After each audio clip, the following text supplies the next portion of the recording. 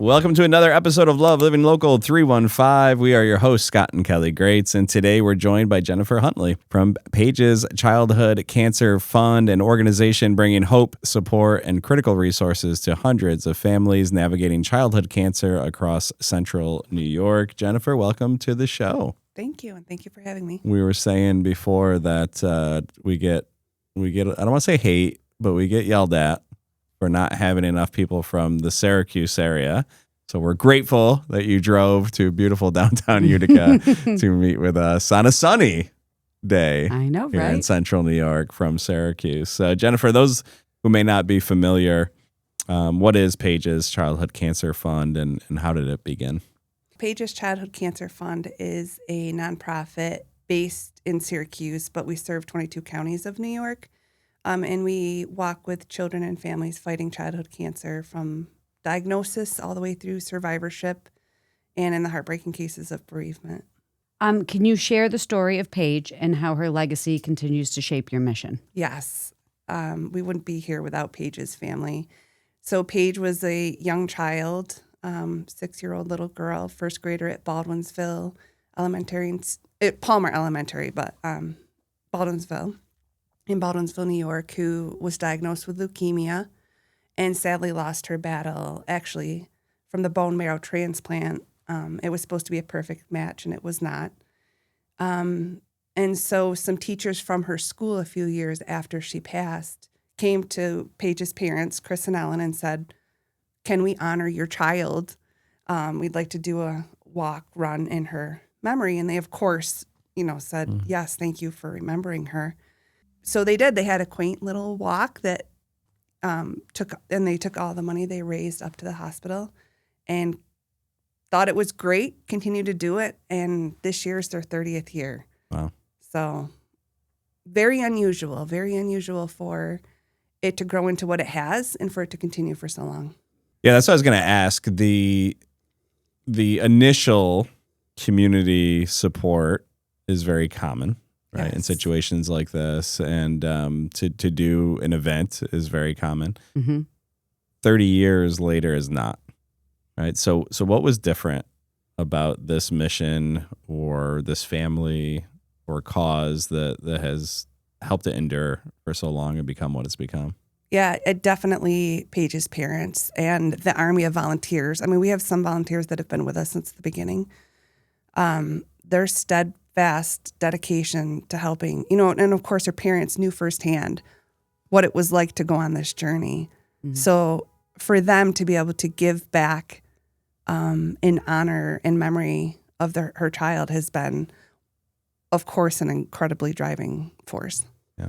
Well, and I think that's huge. Taking a terrible situation and turning it into something positive.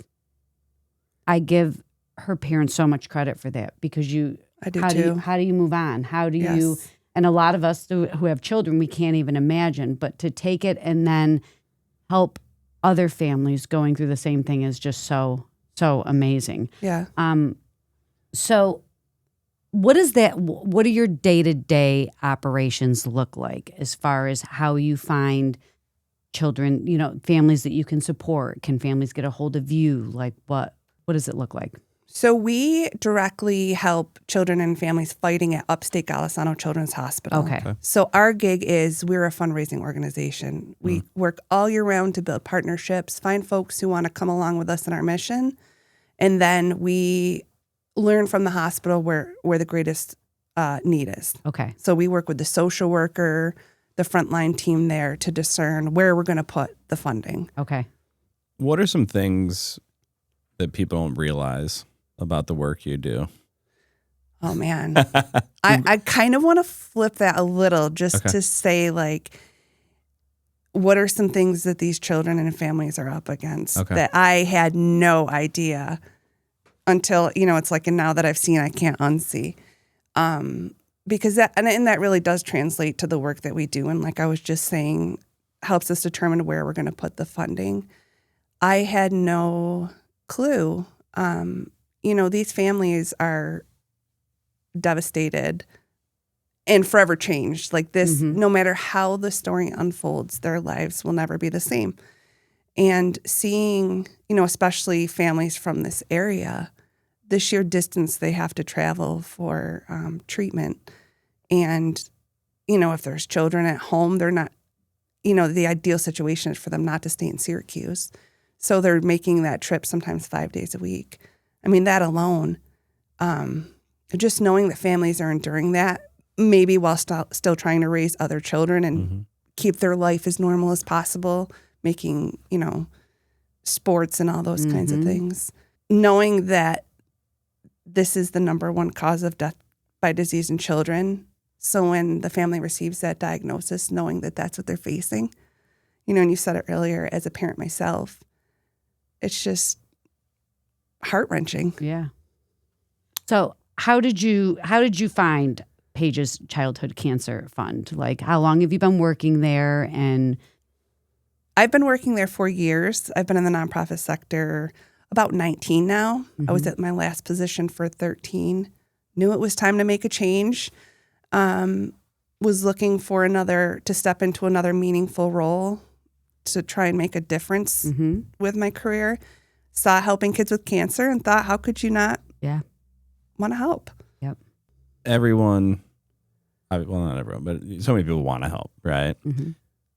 What you run into personally, I'm guessing, is this is unfortunately a very crowded space, right? There's so many families in need, so many children in need, so many just amazing organizations.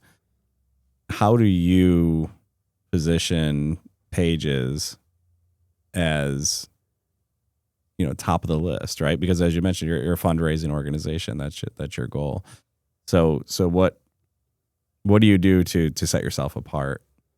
Well, being here today is a great example. For me, it really is about spreading awareness. Just, hey, do you realize this is happening? And do you realize this is happening with families that we're walking with in the grocery store, that they're carrying this weight? And it really isn't a competition for me, because what I'm looking for is partners. So I'm not looking, we're not begging or I really want to find people that have a propensity to do good in the world and have a special calling towards this cause. Unfortunately, I think a lot of people realize how much more common it is that families are dealing with childhood cancer. And I just know for myself, I don't remember when I was younger knowing families. We have multiple families that we have seen gone through this, the diagnosis, the treatment, the everything, and just how it affects them, you know? What do you think is the most immediate needs that families, the most immediate needs of a family when they hear this diagnosis? What do you guys try to immediately give them? So we immediately give them a comfort kit, which includes a financial gift. Okay. And that immediately, so not only is that helping them financially immediately, but it more importantly is letting them know that they won't be alone on their journey. So those two things I think are so critical to families as they're stepping through this. Oftentimes, due to the nature of the age of the patient, one caregiver is going to have to leave their employment. Right. If it's a two caregiver household and two employed caregiver household. So that financial piece, to bridge the gap where insurance may not cover a drug, or you're making the trip from Oneida to Syracuse 5 days a week, that kind of stuff racks up really quickly. So that, and then the community aspect of just knowing that people care and are going to be with you is so huge to their journey. And their children. That's the other thing that we have to put, when your kids are sick and they don't feel well, who do they look for? Yes. You know what I mean? They want to be with their mom. They want to be with their dad. They want to be around loved ones. So it's not like you can be like, oh, well, I'll be back tomorrow. Yeah. You can't do that with children. We've talked a lot about, through different episodes, the resilience of children and how amazingly optimistic and hopeful they are. And part of that might come from ignorance. And I know that sounds like a terrible word, but just they don't know what they don't know, right? How much time and attention, is it more about the child, or the parent or the caretakers, when you're working them through this process. Obviously it's about the child, but I would think you're probably spending a lot more in itself, right? attention with the caretakers now. Yes, when that is really where we come in. Yeah. We support child life work at the hospital, which is directly with the kiddos. These folks are helping them understand what's going to be happening with their body in a very child-friendly way, which when you see the tools that we help fund for them to do that is heartbreaking, teddy bears and right. to understand. I mean, the procedures these kids go through, it's stuff I've never had to face. Most adults have never had to. But to your point, yes, we are there with that financial piece and the psychosocial piece. One of the things we fund are gatherings outside of the hospital so families can get together with other families who are also going through this so they can hopefully build a little community, because like so many things in life, no one understands what you're going through like somebody else is going through it. Right. So yeah, that is a huge piece, supporting the family. There's the support groups, there's a community, but then there's also normalcy, and how much in the most drastically abnormal time, like how much can you help just to create some sense of normalcy? Yeah. I mean, that is a focus of, like helping to fund the transportation so they can make this trip back and forth and they're not having to stay in Syracuse, or they may enjoy a night out at a game but yeah, it's very difficult to have normalcy when you have a child fighting cancer. Yeah. But to your point too about these kids and their resiliency, you're spot on with that. And so often I meet these kids and I leave the conversation questioning myself what kind of human I am when I see and know what they're up against, and to see the way they are in this world, you're like, to me it is almost unworldly. Yeah. And how positive they can be at times. Yes. Because as adults, sometimes I think we always think of the worst. I do sometimes. I catch myself spiraling, like what is the worst case scenario? And kids, they just don't go there. Mm-hmm. And it's so awesome that they just have that positive outlook on life at that young age.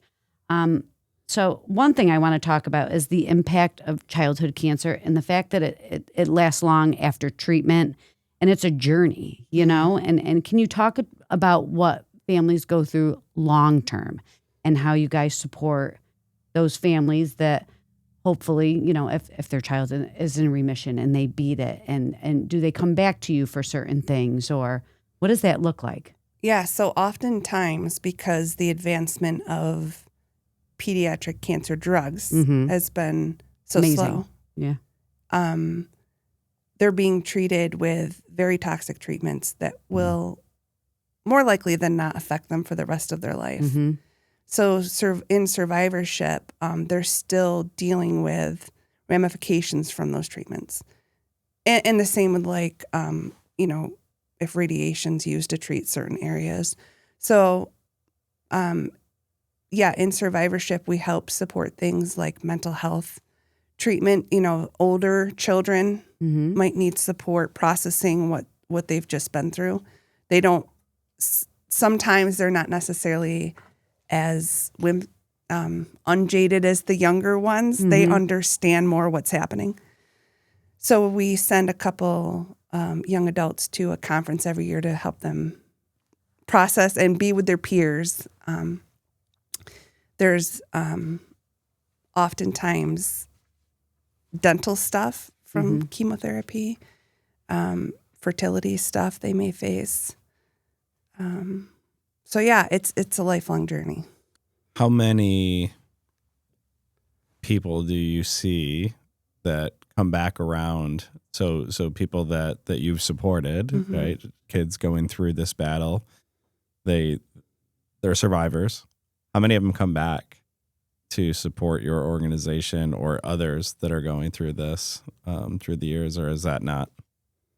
I mean, I'm not sure the exact number, but I can tell you a good amount. Yeah. A good amount of people who've been through this have a strong desire to give back. At the same time, and I respect both equally, there are some people who, after this journey, want to get on with their life, want to sort of close this chapter. And I look at both this with the same admiration. But a good deal of our supporters are people who have been through it and want to give back and help the families of today. Is there a story or family experience that stayed with you that really illustrates like the depth of like what these families go through, or you know, a success story, or just a moment that you look back on and you're like, this is why I do this? Yeah, there are some very deep information that has been shared with me with families that I won't share here out of the sacredness of that communication. But in general, I can share a couple. When I learned, one of the things I learned upon coming into this position, that parents who have little ones fighting cancer, being treated with chemotherapy, have to change their child with rubber gloves because that's how toxic the drug is. And yet they're watching this drug be pumped through their child's body. I mean, it's so hard to wrap your mind around this. Right. But it's important that we do because it's happening. Yep. One of the greatest successes that I have been grateful to be a part of, but of course really is at the hands of the family who's been at this for so long, is a drug breakthrough. We were part of a study happening at Upstate Medical University that has increased survival rates of a subset of leukemia. And so that was, to see the joy in Paige's parents that they were a part of this thing in memory of their child was just amazing. Mm-hmm. We're talking blood cancer specifically, correct? That's your focus? We focus on all childhood cancer. But she had leukemia. She had leukemia. Yeah. Okay, sorry. Yeah. And there might not be a good answer to this, but as parents, and we've been around parents who have fought this battle, you always wonder, should I have known sooner, or could I have done something, right? So are there warning signs, or are there ways to detect, or how do people find out that this is going on? Interesting. I can't tell you how many stories I have sat and listened to where the child was totally themselves one day, and the next day they had diagnosis. Very little signs. And when you guys must know as parents, your kids are always getting bumps and bruises, right, and you're like, oh, shake it off. You don't imagine that. Oh my gosh, it's cancer. Yeah. And over and over again, I've heard those stories of just, an athlete that gets a bump on his leg. I'm not sure how to answer that question, but I in general, I can tell you that this is not a fault of a parent overlooking. There's nothing, and I know that parents grapple with a lot. Yeah, of course. Yeah, and the other thing too is there's always two sides to this. There's once we find out, once a diagnosis happens, right, and then you're able to step in. But is there money that goes towards, and you mentioned the drug, but again, that's after the fact, prevention, is there a way to get out in front of this so that this doesn't happen, or is it just something that's inside of certain kids genetically and there's just no stopping it? Yeah, I think it's both things. And I'm something I've tried to do is get out of the local area and see what's happening nationally and even internationally. Mm-hmm. And the amazing thing is, in Central New York and nationally and internationally, there are a lot of groups doing a lot of amazing things. And there are specific groups focusing on that very thing. Can we focus on nutrition? Can we focus on environmental factors? So, yes. For sure. And I just know I feel like there's more cases now. And I feel like our environment, the foods we put in our bodies, the microplastics, the laundry detergent, just the chemicals that we're exposing ourselves to, I feel like we need to educate ourselves on that because, there are healthier options, mm-hmm. and not to say that some of the parents that are doing everything right, mm-hmm. it happens to, it's not saying, but I do think that we as parents and people need to pay more attention to our environmental factors and the things that we're putting in our body because it's definitely become more abundant, I feel. Well, like. and we, as parents, we grapple with this too: convenience versus what we know is right, and Right. the fast food industry and just on the go, and frozen foods that have chemicals, and we know it, and it's, I don't know, I don't have an answer to any of that, but Yeah. I just know that we struggle with it. For sure. So this started out as Paige's Butterfly Run. Mm-hmm. So many people knew that was the beginning of the LLC, and now your Childhood Cancer Fund. What inspired that change? So I think the organization had been considering, kind of grappling with, we know we're a little bigger now. Right. When I came on board in 2022, it was stark for me, like, oh, we have some room for growth here. And so the board quickly agreed to hire an outside consultant. We had them come in and take a look at what we were doing, because I recognized we're so much more than an event. Right. And I really, the community needed to see us as that. So the rebranding came out of that consultancy. We restructured, re-energized our board, and last year went through with the rebrand, which was, I'm so grateful that I got to be a part of this chapter of this organization. And it really is an awesome story for other families and other people that are starting these small events to help, to know that there is such a huge impact and outreach, and people want to be involved, and we're all about just giving back to the community, and that's what people want to do. So it is a huge success story, and it just gives people the positiveness to know that, like, you can become bigger and help more families, for sure. And I love what you said, because that's one of the best parts of my job, in seeing the devastation, is I also get to see the good in the world. Right. And meet with people who want to do the good in the world. Yeah. And that's an amazing gift for me. Yeah. What other events, if any, do you guys do annually? The run, and last year we started Toast for Gold, which is something I'm actually hoping to do pop-ups in areas. So like maybe doing one here in Utica.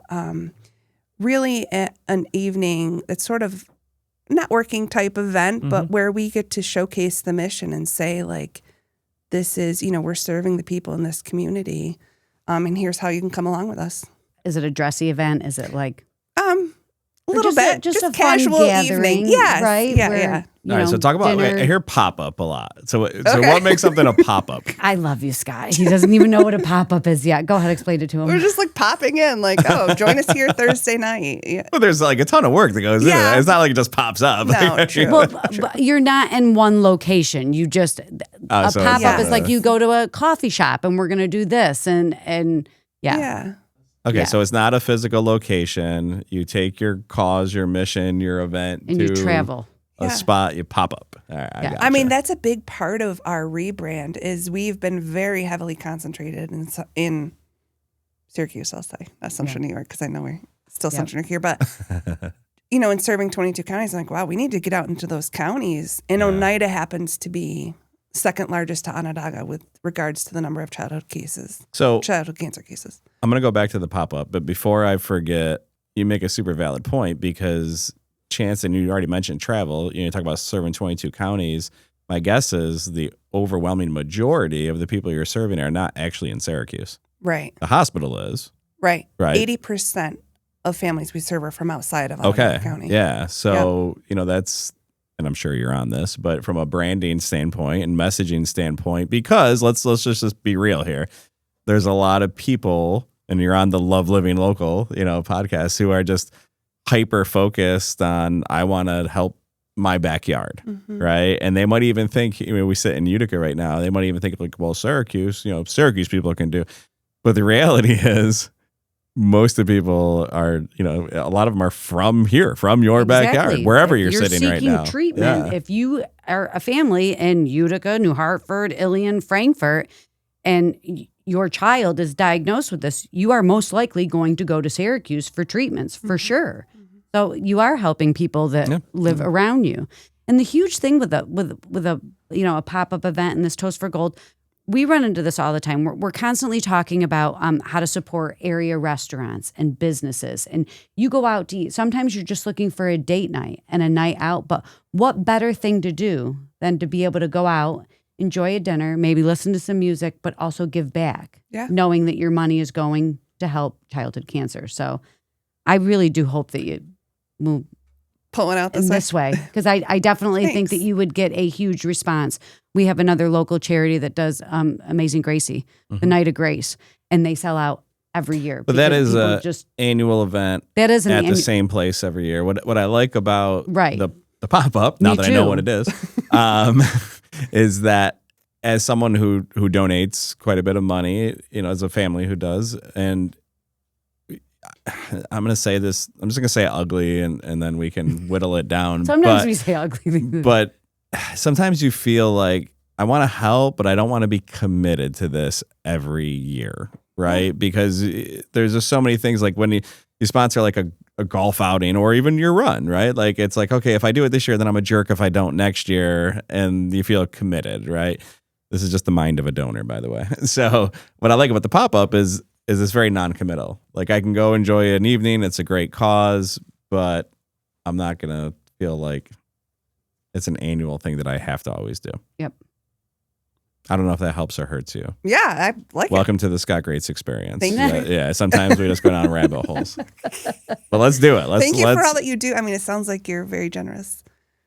Well, we try to be. There's many people that are probably way more generous than we are. But yeah, we definitely lead with servant hearts. I mean, but let's collaborate, seriously, like off air, about, we always look for, we talk about win-wins, but we look for ways that we can do like win-win-win or beyond, where can we partner with a local business or a local who will help out, that we can support them and promote them, and proceeds go to your organization, and people in our network can gather and have fun and just mingle and network, and and it just checks all those boxes where so many different people win with that type of pop-up event. So yeah, I love that. Yeah. And to your point about the giving, just me being here and just us having this conversation and just getting these children and families to top of mind, that's a huge way people can help without any financial contribution. Yeah. Just getting to know the need,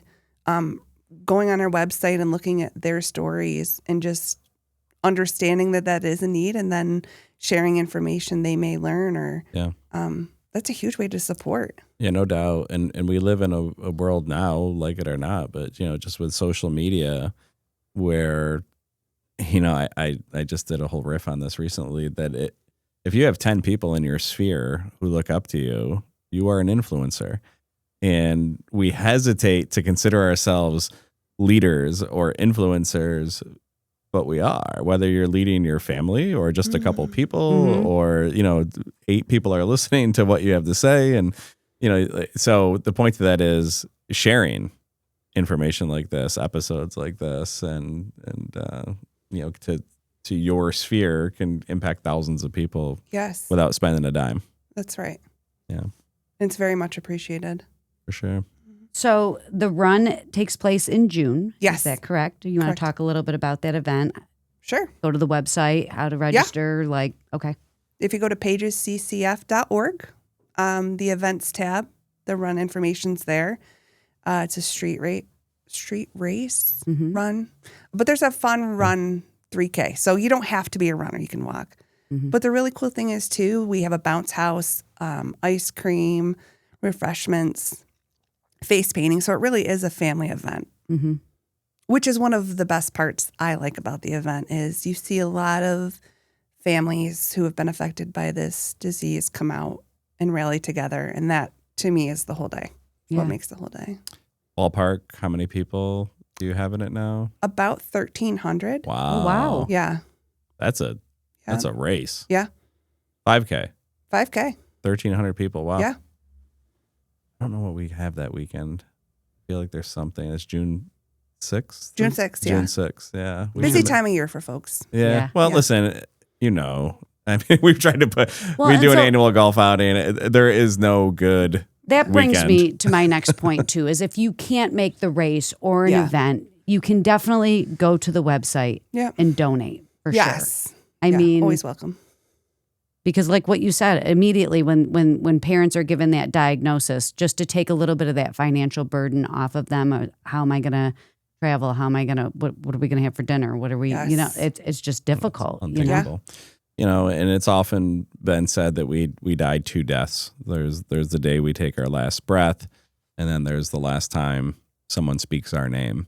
And so I think anyone in the audience would be hard pressed to not know somebody, a family or a specific person who's battled or lost the battle. And I guess in this case, lost the battle. So I guess what I'm driving at here is to make a donation in that person's name. And then even to take it a step further when it comes to your social media audience and post about it. Like, this isn't bragging. It's not, it's, just you're posting to keep that person's name and their story alive. Like, hey, I made a donation to, Paige's, childhood cancer in the name of, Willie Lynn Scott or, something like that, where it keeps the name alive and spreads the word too. So I love that. And that brings me to a point that I love connecting with families. I mean, it's heartbreaking to connect with them, but I am always down for a coffee if there's somebody local that would love to share their child's story or their experience with it. And we can even explore sharing it on our site and social media if that's something that they're looking to do. And also, I'm glad to just hear the story. It helps me in my work, gives me the fuel I need to keep at this. Yeah, the guest we had on prior to you works with military first responders, PTSD, trauma, and we asked what's the best way for someone who's suffering in silence, to, I don't know what the question was, I'm butchering it, but basically his answer was talk, communication, and you being an advocate and someone who can offer those conversations, even if they're just private and nothing comes of it, it just helps to talk and express those feelings and to take it a step further, your work, now you can take what you learn from them privately and do some good, right? And bring it to people who can make an impact that you work with. Yeah. One thing that I want to ask you is, how do you not bring your work home with you? I taught for, 20 years, and at times it was very difficult for me to leave situations or, kids or experiences that they were going through and to be able to come home and sort of like flick that switch. Yeah. How do you go through a certain process where you're like, okay, like I've been, working all day long with this family and they're going through a very difficult time. How do you then change gears? And it's got to be so difficult. I can't even fathom what that must be like for you. Yeah, it can be very difficult. I've learned to put a lot of tools in my toolbox, and I work those very religiously outside of the work. I have a very deep faith life, some practices such as yoga, restorative yoga specifically, and I really take all of those things there and grapple with them there. Yeah. Yeah, it's noble work. That is. Sure. Oh my gosh. I can't even. It's such an honor and a privilege, truly. See, and that's where you're coming from. I can tell that you're totally genuine in that, knowing that what you are doing is making a difference. And I commend you for that. But you are such a strong person for being able to do that and then come home and be a mother and to your own children. That it's hard. It's very, very difficult. I really do appreciate that. I feel like these kids and families are the strong people. I leave them and look up and say, if I'm ever ungrateful, please remind me. Yeah. Right. Please Life's remind all about me. perspective. Yeah. Yes. And the part that, is the hardest is it never ends. Right? Like, this isn't like I check that box, I did this thing, and like you've been 4 years, the organization's been 30 years, and the likelihood is it'll be 30 years beyond this, right? And so it's not like, okay, I'll wake up tomorrow and it's going to be better. No, tomorrow you're going to meet a new family who's got this battle, and you're going to be there for them. So yeah. There's a great poem, the Starfish poem. I don't know if you're familiar with it, But it talks about this person walking up and down the beach, and comes along a child who's like throwing these starfish out, and they're just coming back in with the waves. And the person says, "Why do you keep doing that? They're just coming back." And then there's one that made it, and so he's like, "Well, it mattered to that one." Yeah. It's so funny you bring this up because I took a picture. My oldest got me that poem and a starfish. She just recently traveled to Washington, and I'm going to post that on my LinkedIn because it's always been such a meaningful poem to me working in the nonprofit sector. Yeah. Well, Jennifer, hopefully at least one person in our audience today was moved, inspired, or just made aware of the important work that you and your organization's doing. 650 families annually.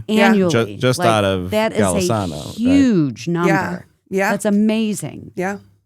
So, yeah, that's awesome. We end these with some quick questions.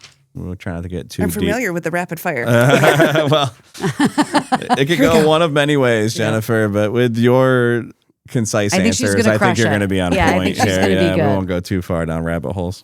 One word that describes your community. Amazing. Most inspiring moment in your work.